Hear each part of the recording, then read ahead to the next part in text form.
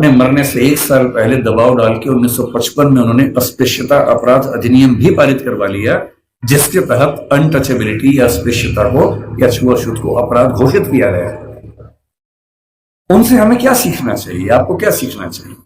पहली बात, उन्होंने एक बड़ी गहरी बात कही थी कि शिक्षा शेरनी का दूध होता है और जो इसको जितना पीता है उतना ही दहाड़ता है। बिना शिक्षित हुए कुछ नहीं हो सकता। और यहां तक कहा कि तुम्हारे पैर में जूते हो ना हो, हाथ में किताब होनी चाहिए।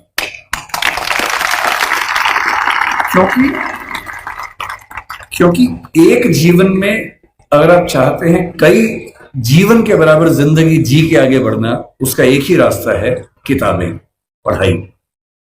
इसके उदाहरण खुद डॉक्टर अंबेडकर हैं। आपके समाज के पास ना उतना पैसा है, ना उतनी जमीन है, ना उतनी संपत्ति है, ना उतना रसूख है, ना उतनी पॉलिटिकल ताकत है। जिन समुदायों, जिन परिवारों के पास ये सब नहीं होता, उनके पास आगे बढ़ना एक ही रास्ता बचता है, वो है शिक्षा, तालीम। और सोशल मीडिया ने एक अच्छा काम ये किया गया है कि अच्छी अच्छी पढ़ाई, अच्छे अच्छे अध्यापक अब आपके मोबाइल फोन की मदद से आप सबके घर के अंदर पहुंच चुके हैं। अब तो हमारे पास ये भी कहने को नहीं है कि अच्छे टीचर्स नहीं मिलते हैं। जो टीचर दिल्ली को मिलते हैं, जो जेएनयू को मिलते हैं, जो मुंबई को मिलते हैं, देश के अच्छे अच्छे संस्थान को मिलते हैं, हार्वर्ड को मिलते हैं, वो सारे के सारे ऑनलाइन, और उनमें से बहुत सारी क्लासेस उनके निःशुल्क यूट्यूब पे, सोशल मीडिया पे उपलब्ध है। अगर आपके अंदर पढ़ने की जिद हो तो आज पढ़ना पहले की तुलना में बहुत आसान हो चुका है। असली बात है कि आपके अंदर वो जिद है या नहीं। बहुत सारे ऐसे बच्चे होते हैं जो समाज के पिछड़े समुदाय से आते हैं और उनको इस बात की बड़ी शर्मिंदगी होती है कि मैं पिछड़े समुदाय से हूं। उनको आरक्षण मिलता है, वो आईएएस बनते हैं, आईपीएस बनते हैं, और आईएएस आईपीएस बनने के बाद कोशिश करते हैं कि उनकी वो पहचान खत्म हो जाए कि वो पिछड़े समुदाय से हैं, और वो किसी उच्च समुदाय के व्यक्ति से शादी ब्याह करके अपने आप को वहां एक्सेप्ट करवा ले किसी तरह से।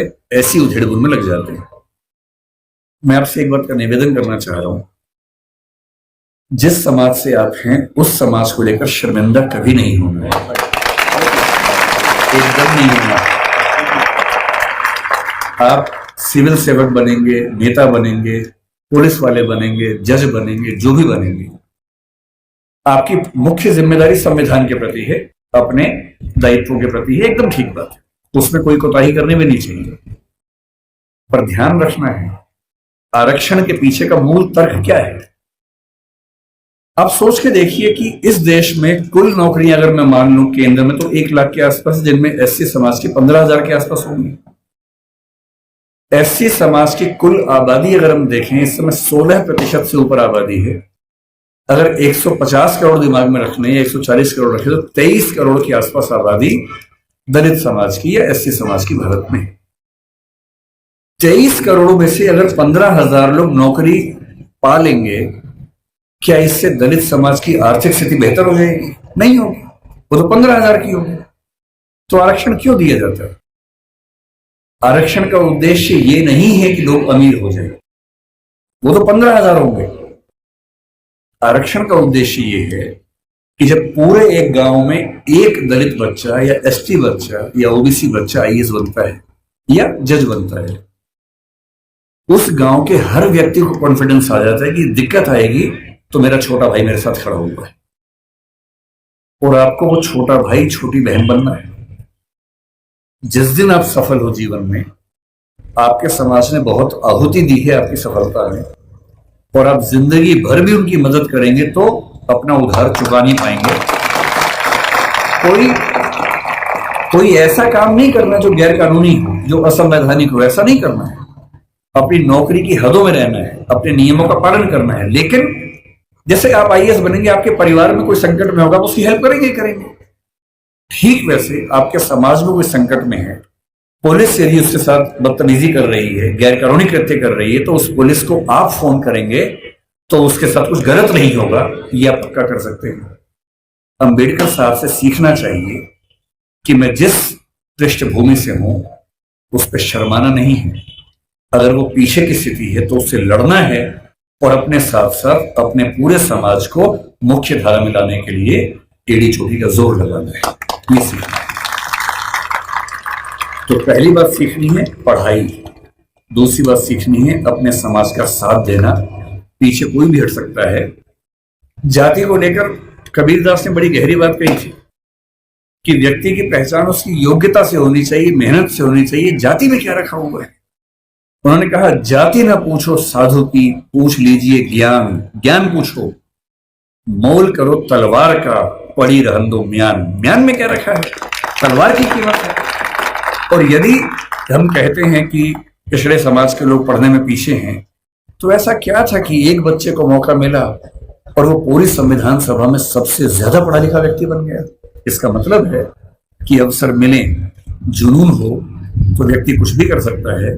और मेरे पास जो मेरे प्रेरणा स्रोत हैं बहुत सारे हैं, उनमें से एक डॉक्टर अंबेडकर हैं। जब जब मैं इस रूप में प्रेरित होना चाहता हूं कि किन व्यक्तियों ने अपनी जिंदगी की आहुति देकर एक पूरे समाज, एक पूरे राष्ट्र की जिंदगी बदली, मुझे अब्राहम लिंकन, मैरी गूज, रोजा पार्क्स, डॉक्टर अंबेडकर ऐसे कुछ नाम याद आते हैं। और मेरा मन कहता है कि मैं अपने समाज के बच्चों से, केवल आपसे नहीं, मैं अपने घर के बच्चों से भी यही कहता हूं कि जिंदगी जियो तो वैसी जियो कि आपके जाने के बाद लाखों करोड़ों व्यक्तियों का जीवन बेहतर बने। और ये मजाक नहीं है। डॉक्टर अंबेडकर ने हमेशा कहा कि भाई नायक पूजा मत करना। जब लोग उनका जन्मदिन मनाते थे वो बुरा मानते थे कि यार तुम बिना बात के मुझे भगवान बना रहे हो, ऐसा मत करो।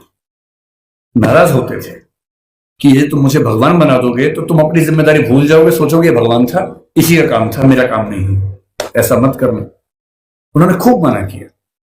समाज की अपनी मजबूरी है कि यदि कोई व्यक्ति इतना महान काम करके जाए तो उसको सम्मान न दे तो क्या करे। इससे उनका जन्मदिन भी मनाया जाता है, पुण्यतिथि भी मनाई जाती है। 14 अक्टूबर का दिन भी नागपुर में मनाते हैं। आज 7 नवंबर, आज का दिन बड़ा पवित्र है। आज वो जीवन में पहली बार स्कूल में गए थे, उसी स्कूल में जहां दरी हाथ में लेके जाना होता था। ये उसी स्कूल की बात है। और मुझे खुशी है कि ये जो संगठन है यहाँ इस दिन को मना रहा है और मैं एक अंतिम हिस्से की भूमिका निभानी होती है। अम्बेडकर जी ने अपने हिस्से की भूमिका निभा दी है, आपकी बाकी है।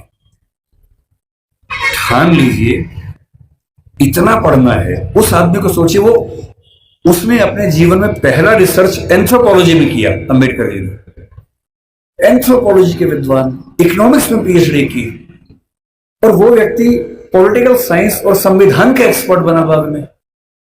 जिस विषय में बात करेंगे उस विषय का एक्सपर्ट बना। अगर वो ऐसा कर सकते हैं तो आप क्यों नहीं कमर कर सकते। और मैं अंत में ये बात कहकर समाप्त करूंगा, ठान लीजिए उन्हीं की बात, पैरों में जूते हो ना हो। तुम लोग ध्यान से समझो, पानी की बोतल मिले ना मिले, हाथ में किताब होनी चाहिए। और किताब सूरज से धूप बचाने के लिए नहीं होती है। आप बचा लो, कोई बात नहीं, टेंशन मत लो।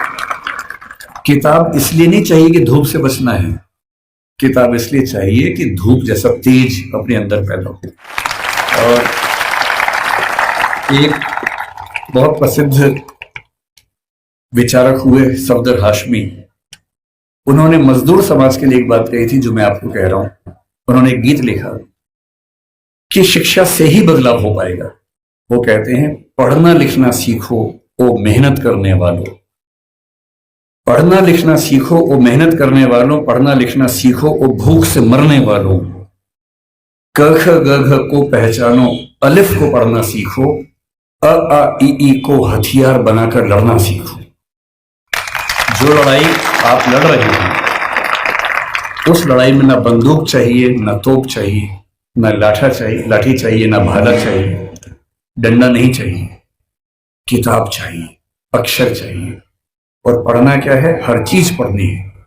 संविधान को घोट लेना है ताकि आपको पता रहे क्या अधिकार है। कानून को ठीक से पढ़ना है, सीआरपीसी आईपीसी को ठीक से पढ़ना है ताकि कोई आपके खिलाफ ज्यादती न कर सके। हर नागरिक को पता होना चाहिए कि मेरे क्या अधिकार हैं और मैं राज्य से क्या उम्मीद कर सकता हूं। साहित्य भी पढ़ना है और वो साहित्य देखना है जो साहित्य आम आदमी के पक्ष में है, वो साहित्य नहीं जो भव्य इमारतों के बारे में है। अदम गोंडवी जैसे साहित्यकार को पढ़ना है, कबीरदास को पढ़ना है जो समाज के आम व्यक्ति की जिंदगी को ठीक से समझता है, समझाता है। अदम गोंडवी ने आपके समाज के एक छोटे हिस्से के बारे में इतनी गहरी कविता लिखी। आइए महसूस कर